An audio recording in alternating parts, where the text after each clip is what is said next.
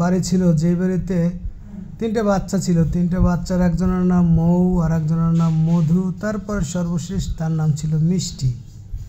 তো ওই বাড়িটার কথা আজকে এজন্য বলতেছি, ওই বাড়িটাতে যদি এরকম মৌচাক থাকতো তাইলে মৌ মধু মিষ্টি খুব সুন্দর সৃষ্টি ছিল, কিন্তু তাদের বাড়িতে এরকম মৌচাক ছিল না।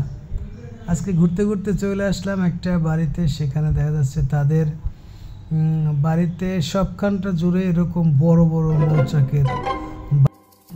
এখানে তারা চাইলে প্রতি বছর প্রায় 20 থেকে 40 কেজি মধু সংগ্রহ করতে পারে, কিন্তু তারা ওইভাবে সংগ্রহ করে না। এই দেখেন তাদের যে প্রধান গেট, এখানে কতগুলো মৌমাছিতে বাসা বাঁধছে। 2টা 3টা চাক আছে এখানে, অনেক বড় এই চাকগুলো।